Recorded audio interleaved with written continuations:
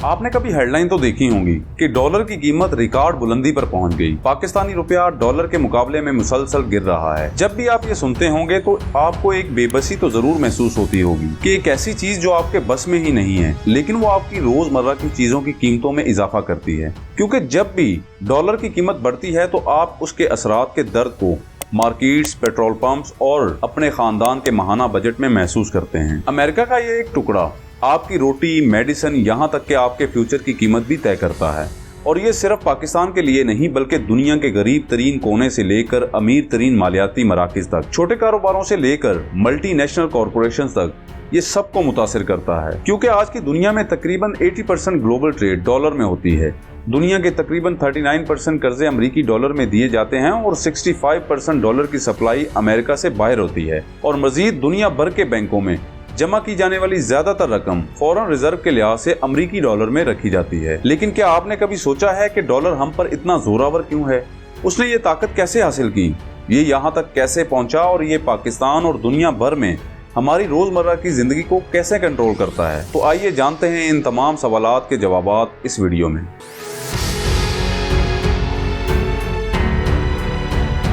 Dollar से पहले तकरीबन 200 सालों तक बरतानिया की पाउंड स्टर्लिंग दुनिया की गालिब करेंसी थी। जैसे जैसे बरतानवी सल्तनत फैली उसी तरह पाउंड की रसाई भी हुई। सदियों तक अंग्रेजों के पास मुआशी कंट्रोल था। दुनिया भर में उनकी कॉलोनीज के साथ एक आलमी तजारती नेटवर्क था। लाहौर की गलियों से लेकर दुनिया के कोने कोने तक मसालों, चाय और कपड़ों से भरे बरतानवी बहरी जहाज इंटरनेशनल मार्केट्स में आते थे। पाउंड सिर्फ पैसा ही नहीं था बल्कि ये बरतानवी सल्तनत के गलबे, आलमी तजारत पर उसकी फौजी ताकत और उसके कंट्रोल की अलामत था। लेकिन जैसा कि तारीख अक्सर पलटती है, तमाम एम्पायर्स को बिल आखिर एक अहम मोड़ का सामना करना पड़ता है। और इसी तरह 20वीं सदी में तब्दीली की हवाएं चलने लगी। ये सब दूसरी जंग अजीम के मलबे से शुरू हुआ। एक ऐसा वक्त जब दुनिया टूट फूट का शिकार थी। पूरी दुनिया में खून बह रहा था, करोड़ों लोग मारे जा चुके थे और इकोनॉमीज तबाह हो चुकी थी। इस जंग में दाखिल होने से पहले अमेरिका ने इत्तेहादियों को हथियार और दीगर सामान प्रोवाइड करने के तौर पर काम किया, जिसकी पेमेंट ज्यादातर कंट्रीज ने उसे सोने में की, जिससे इत्तेहादी जंग के दौरान मुआशी अदम इस्तेहकाम की वजह से अपना सोना खो चुके थे। जिस वजह से जंग के आखिर तक अमेरिका सोने की अक्सरियत का मालिक बन गया, जिसके पास दुनिया का 70% सोना था। जिस वजह से अमरीकी मईशत ने बरतानिया की मईशत को पीछे छोड़ दिया और वो सबसे मजबूत मईशत के तौर पर उभरा। क्योंकि बरतानिया ने जंग में इतना कर्जा ले लिया था कि वो दुनिया का सबसे बड़ा मकरूज बन गया। इस जंग के बाद दुनिया को दोबारा तामीर होने के लिए इस्तेहकाम की तलाश थी और जिन कंट्रीज ने मिलकर जंग की थी उन्हें एक और आलमी मालियाती तबाही को रोकने के लिए एक सिस्टम की जरूरत थी। फाइनेंशियल सिस्टम को लंगरअंदाज करने के लिए ऐसी चीज जो कौमों को मुत्तहद कर सके। और ये वो जगह है जहां अमरीकी डॉलर ने दुनिया की अहम तरीन करेंसी बनने की तरफ अपना पहला बड़ा कदम उठाया। लेकिन इससे पहले इस जंग के दौरान ही जुलाई 1944 में Bretton Woods, New Hampshire, America के एक पुरसुकून होटल में 44 कंट्रीज की एक कॉन्फ्रेंस हुई, जिनके दरमियान एक एग्रीमेंट हुआ, इंसानियत को बचाने के लिए नहीं बल्कि एक नए आका का गुलाम बनाने के लिए, जिसे ब्रिटेन वुड एग्रीमेंट का नाम दिया गया, जिसके तहत एक सिस्टम कायम किया गया। चूंकि उस वक्त अमेरिका के पास दुनिया की ज्यादातर सोने की सप्लाई थी और सोने से चलने वाला डॉलर निस्बतन स्टेबल था, इसलिए इस बात पर इत्तफाक किया गया कि अमरीकी डॉलर इन 44 कंट्रीज के दरमियान सरकारी रिजर्व करेंसी होगी, जिसमें अमरीकी डॉलर को गोल्ड के साथ और दूसरी कंट्री की करेंसीज को डॉलर के साथ पैक किया गया और गोल्ड की कीमत $35 पर औंस फिक्स की गई। सादा अल्फाज में डॉलर को डायरेक्टली सोने से जोड़ा गया और दूसरी कंट्रीज की करेंसीज को US डॉलर के साथ जोड़ा गया। इसे आप ऐसे समझिए कि मान लीजिए हमें यहाँ अपनी कंट्री पाकिस्तान में अगर कोई चीज खरीदनी है तो हम पाकिस्तानी रुपए से एक दूसरे से लेन देन करेंगे। लेकिन अगर पाकिस्तान को किसी दूसरी कंट्री जैसे इंडिया, ईरान या कोई भी कंट्री हो उससे कुछ खरीदना हो तो वो कंट्री पाकिस्तानी करेंसी तो नहीं लेंगे, क्योंकि ये तो सिर्फ एक नोट है जिसकी सिवाय कागज के कोई वैल्यू नहीं। इसलिए इंटरनेशनल मार्केट में जहां हर कंट्री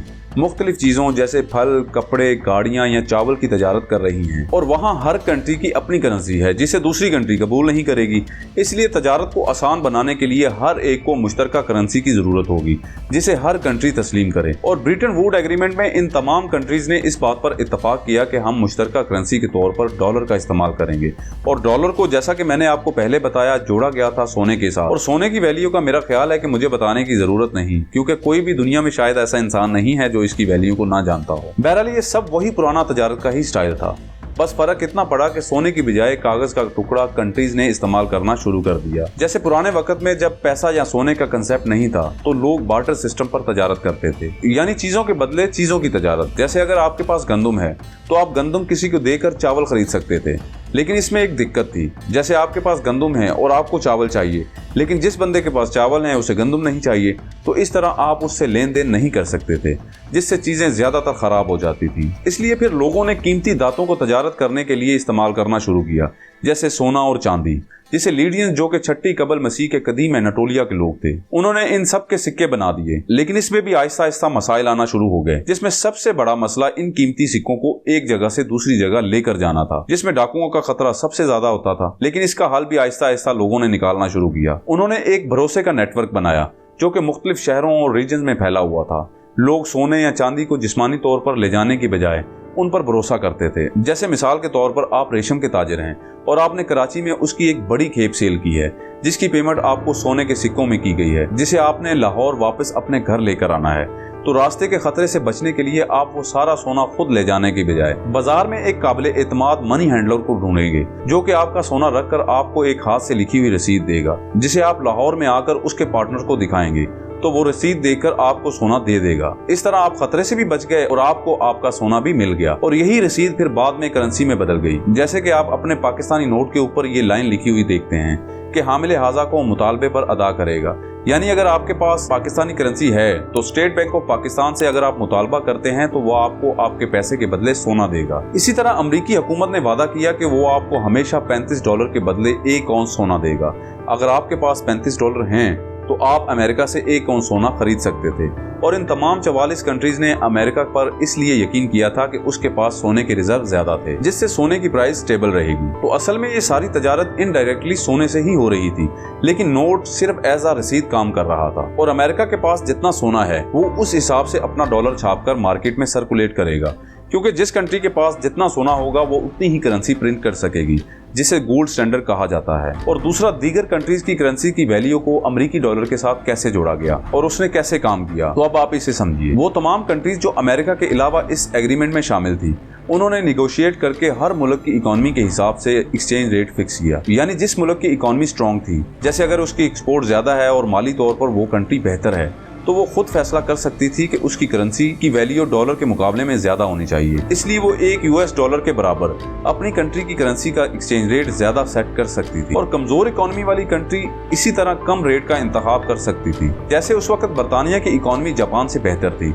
इसलिए उसने $1 के साथ 2.8 पाउंड पेग किया और जापान का एक्सचेंज रेट $1 के मुकाबले में 360 जापानीज येन मुकर्रर किया गया। लेकिन आज करेंसीज की वैल्यू फॉरेन एक्सचेंज मार्केट यानी फॉरेक्स से होती है।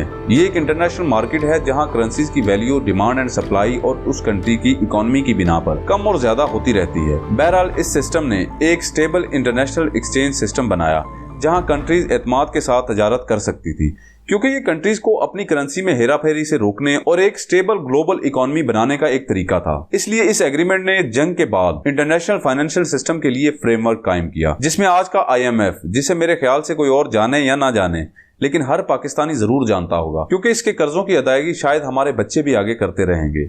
बहरहाल IMF यानी इंटरनेशनल मॉनेटरी फंड और वर्ल्ड बैंक दोनों को इस एग्रीमेंट के हिस्से के तौर पर बनाया गया था, जिसमें IMF का रोल इंटरनेशनल इकोनॉमिक स्टेबिलिटी, जरूरतमंद कंट्रीज को कर्ज देने के प्रोग्राम प्रोवाइड करने और ग्लोबल इकोनॉमीज ट्रेंड्स की निगरानी करना था। और वर्ल्ड बैंक का मकसद जंग के बाद यूरोप की रिकंस्ट्रक्शन था। फिर बाद में इसका मिशन दुनिया भर में कम और दरमियानी इनकम वाली कंट्रीज में गुर्बत की कमी और माशी तरक्की में मदद करने के लिए वक्त के साथ साथ फैलता गया। जैसे कि आज भी ये दोनों इदारे काम कर रहे हैं। इस एग्रीमेंट से अमेरिका को एक वाज़ेह फायदा हासिल हुआ। जैसे जैसे अमेरिका मजबूत होता गया, इसी तरह दुनिया ने रहनुमाई और स्टेबिलिटी के लिए अमेरिका की फाइनेंशियल मार्केट की तरफ देखना शुरू किया। US ट्रेजरी बॉन्ड्स को दुनिया में सबसे सेफ इन्वेस्टमेंट के तौर पर देखा गया और इस तरह इन तमाम कंट्रीज ने अमेरिकी डॉलर में रिजर्व रखना शुरू कर दिए। अगरचे अमेरिका को दुनिया की सरकारी करेंसी होने से मुख्तलिफ फायदे हासिल हुए, लेकिन हमेशा सिक्के का दूसरा रुख भी होता है। खसारे के अखराजात जो वियतनाम वार की माली आनत के लिए इस्तेमाल किए गए थे, उसकी वजह से अमेरिका ने मार्केट को कागजी करेंसी से भर दिया। यानी अमेरिका के पास जितना सोना था उससे ज्यादा उसने डॉलर प्रिंट करना शुरू कर दिए, जिस वजह से डॉलर की वैल्यू में कमी वाक़ई हुई। डॉलर के स्टेबिलिटी पर बढ़ते हुए खदशात के बाद फॉरेन कंट्रीज ने अमरीकी हुकूमत से अपने डॉलर के जखायर को सोने में तब्दील करने के मुतालबात करना शुरू किए। लेकिन अमेरिका ने अपने सोने के जखायर को कम करने की बजाय अगस्त 15, 1971 को अमेरिकन प्रेसिडेंट निक्सन ने दुनिया को चौंका दिया। उन्होंने डॉलर को गोल्ड स्टैंडर्ड से हटा दिया, जिसे अक्सर निक्सन शॉक कहा जाता है। इस इकदाम ने ब्रिटेन वुड्स सिस्टम को खत्म कर दिया। इस शॉक से डॉलर को गिरना चाहिए था, लेकिन ऐसा नहीं हुआ। इसकी बजाय ये मजबूत हुआ। कैसे, तो आइए जानते हैं। इस खेल में अब दाखिल होता है सऊदी अरब, जो कि दुनिया की सबसे बड़ी ऑयल पैदा करने वाली कंट्रीज में से एक होने की वजह से अमेरिका की कोशिशों का मरकज बन गई। और 1974 में प्रेसिडेंट निक्सन की एडमिनिस्ट्रेशन ने सऊदी अरब के साथ एक सीक्रेट एग्रीमेंट किया कि वो ऑयल सिर्फ डॉलर में सेल करेगा और इसके बदले में अमेरिका उसे मिलिट्री प्रोटेक्शन और दीगर मदद फराहम करेगा। और जल्द ही इसमें ओपेक यानी organisation of petroleum exporting countries का हर मुल्क इसमें शामिल हो गया। ये एग्रीमेंट एक वसी तर सिस्टम का हिस्सा बन गया, जिसे पेट्रो डॉलर के नाम से जाना जाता है। ऑयल प्रोड्यूस करने वाली कंट्रीज के साथ एग्रीमेंट का मतलब ये था कि दुनिया में डॉलर का फ्लो जारी रहे। कंट्रीज को ऑयल खरीदने के लिए डॉलर की जरूरत थी, इसलिए वो अमरीकी डॉलर का जखीरा करेंगे, जिस वजह से रातों रात डॉलर दुनिया का नया ऑक्सीजन बन गया। और जैसे जैसे ऑयल की मांग में इजाफा हुआ, उसी तरह डॉलर की मांग भी बढ़ती गई और आज तक इंटरनेशनल मार्केट्स में ज्यादातर ऑयल डॉलर में ही सेल परचेज हो रहा है। इस सिस्टम ने गालिब ग्लोबल करेंसी के तौर पर डॉलर के किरदार को स्टेबल किया, जिससे अमेरिका को ग्लोबल मार्केट्स पर बेमिसाल असर और रसूख हासिल हो गया। डॉलर अमेरिका की मिलिट्री से ज्यादा पावरफुल बन गया और इस तरह यूएस डॉलर पूरी दुनिया में एक ताकतवर हथियार बन गया, जो जिस पर जैसे चाहे पाबंदी लगा सकता है। क्योंकि जिसने भी डॉलर से तजारत करने से इनकार किया, वो कुचल दिया गया। उन्हें जंगों, पाबंदियों या बगावतों का सामना करना पड़ा, क्योंकि ये सिर्फ इकॉनमी नहीं थी, बल्कि ये एक एम्पायर थी और एम्पायर हमेशा बागियों को सजा देती है। क्योंकि डॉलर के खिलाफ खड़ा होने का मतलब है कि सीधा सीधा अमेरिका के खिलाफ खड़ा होना। जैसे कि 2000 में सद्दाम हुसैन ने यूरो में ऑयल सेल करने की हिम्मत की, तो 3 साल बाद इराक आग की लपेट में था। जी हाँ, 2003 तक मास डिस्ट्रक्शन फैलाने वाले हथियार इराक पर डॉलर के सिस्टम में बमबारी करने का बहाना बन गए, जिसे बाद में खुद अमेरिका ने ही तस्लीम किया कि उन्हें बड़े पैमाने पर तबाही फैलाने वाले हथियार इराक में नहीं मिले थे। देखिए, अमेरिका अपनी फौज पर सालाना 900 बिलियन डॉलर तक खर्च करता है, और ये वो सब आज़ादी के लिए नहीं बल्कि डॉलर की हुक्मरानी को बचाने के लिए करता है। और लीबिया का कदाफी, जिसने सोने की हमायत वाली अफ्रीकी करेंसी का ख्वाब देखा, उसने सोने के दिनार से तजारत का प्लान बनाया। असल में कदाफी चाहता था कि वो अफ्रीका के साथ सोने से तजारत करे, डॉलर में नहीं। तो फिर पता क्या हुआ? 6 माह बाद नेटो की 19 कंट्रीज, जिस पर आज भी अमेरिका का असर और रसूख सबसे ज़्यादा है, ने लीबिया पर बमबारी करके उसे तबाह कर दिया और उसके सोने के ज़खायर ख़त्म कर दिए गए और उसका दिनार उसके साथ ही मर गया। और मजीद आप पाबंदियों से गला घूटने वाले वेनेजुएला को भी ना भूलें, जो दुनिया में सबसे ज़्यादा ऑयल रिजर्व वाली कंट्री है। उसने डॉलर को बाईपास करने के लिए ऑयल से चलने वाला क्रिप्टो बनाया, तो अमेरिका ने फौरी तौर पर उस पर पाबंदियां लगा दी। उसके बैंक अकाउंट फ्रीज कर दिए गए, जिससे उसका बनाया हुआ पेट्रो गिर गया। तो अब सवाल यह है कि यूएस पाबंदी लगाता कैसे है? तो अमेरिका 2 तरह से पाबंदियां लगाता है। एक है प्राइमरी सैंक्शन और दूसरी है सेकेंडरी सैंक्शन। प्राइमरी सैंक्शन में अमेरिका अपनी कंपनीज और इदारों को उस स्पेसिफिक कंट्रीज के साथ बिजनेस करने से रोक देता है, जिससे अमेरिका की तमाम कंपनीज और इदारे उस कंट्री से पीछे हट जाते हैं। दूसरे लफ्जों में ये अमेरिका की तरफ से यकतरफा कार्रवाइयां हैं जो अमेरिकी शहरियों, बिजनेस और इदारों को किसी खास मुल्क या इदारे के साथ स्पेसिफिक एक्टिविटीज में मुलव्वस होने से रोकती है। और जब अमेरिका उस मुल्क से पीछे हट जाता है, तो उसके साथ दुनिया की दूसरी कंट्रीज भी उससे पीछे हट जाती हैं, खास तौर पर यूरोप की कंपनीज, जिससे उस कंट्री की इकोनॉमी तबाह हो जाती है। क्योंकि नुकसान से बचने के लिए कोई भी कंट्री उसमें इन्वेस्टमेंट नहीं करती और अमेरिका और यूरोप की कंपनीज का पूरी दुनिया में बहुत असर और रसूख है, तो उनको देखकर बाकी कंट्रीज भी उस कंट्री में इन्वेस्टमेंट करने से भागती हैं। और दूसरी है सेकेंडरी सैंक्शन, जो इनडायरेक्ट होती है लेकिन होती इंतहाई बाअसर है। जिस कंट्री के ऊपर अमेरिका सैंक्शन लगाता है, तो वो दुनिया भर की दीगर कंट्रीज या कारोबारी इदारों पर भी प्रेशर डालता है कि उस कंट्री के साथ तजारत बंद करें। और अगर कोई कंट्री या कंपनी पाबंदियों के शिकार मुल्क के साथ कारोबार जारी रखे, तो अमेरिका उस पर भी सैंक्शन लगा देता है, जिसे सेकेंडरी सैंक्शन बोला जाता है, जैसा कि उसने ईरान और यूक्रेन वार के दौरान रूस के साथ किया था। इसलिए हर कोई डॉलर के गलबे से खुश नहीं है। ग्लोबल ट्रेड में अमरीकी डॉलर के गलबे से दुनिया के बहुत से हिस्सों में अदम इत्मीनान बढ़ता जा रहा है, खास तौर पर जब अमेरिका ने मुख्तलिफ कंट्रीज पर पाबंदियां लगाने के लिए अपनी करेंसी को एक हथियार के तौर पर इस्तेमाल किया। लेकिन अब सवाल यह है कि क्या अमरीकी डॉलर के असर और रसूख का खात्मा हो सकता है? तो इसके बारे में आप सोच सकते हैं, क्योंकि सोचने पर तो कोई पाबंदी नहीं है ना। कोई बादशाह हमेशा के लिए हुकूमत नहीं करता और ग्लोबल करेंसी जैसे यूरो, चाइनी युआन या हत्ता के रूसी रबल के लिए दूसरे दावेदार डॉलर को पीछे छोड़ सकते हैं। लेकिन हैरत की बात पता क्या है कि ऐसा नहीं है। लेकिन इसका मतलब ये नहीं है कि इस पर कोई कोशिश नहीं कर रहा। इंटरनेशनल ट्रेड में अमरीकी डॉलर पर इन्हिसार को कम करने के लिए मुख्तलिफ कंट्रीज और इकोनॉमिक ब्लॉक्स ने डॉलर के अलावा दीगर करेंसीज में तजारत के लिए मुतबादल रास्तों को तलाश करना शुरू कर दिया है, जिसे डी डॉलराइजेशन कहा जाता है। इनमें सबसे आगे चाइना रहा है। अपनी वसी इकोनॉमी और बढ़ते हुए आलमी असर व रसूख के साथ वो अपनी करेंसी युआन को इंटरनेशनल बनाने की कोशिश कर रहा है। चाइना ने डॉलर की बजाय युआन में तजारत करने के लिए कई कंट्रीज के साथ एग्रीमेंट किए हुए हैं। उसने BRI यानी belt and road initiative programme शुरू किया, जिसे 2013 में चाइनीज गवर्नमेंट ने 150 से ज्यादा कंट्रीज और इंटरनेशनल ऑर्गेनाइजेशन में इन्वेस्टमेंट करने के लिए अपनाया था, जो कि दुनिया की 75% आबादी पर मुश्तमिल है। ये एक वसी आलमी तरक्की की स्ट्रेटेजी है, जिसका मकसद चाइना, एशिया, अफ्रीका, यूरोप और इससे आगे की कंट्रीज के दरमियान roads, railway line, energy system और बंदरगाहों के जरिए तजारत और इन्वेस्टमेंट के कनेक्शन को बेहतर बनाना है, ताकि इकोनॉमिक ग्रोथ को फरोग और कनेक्शन को बढ़ाया जा सके।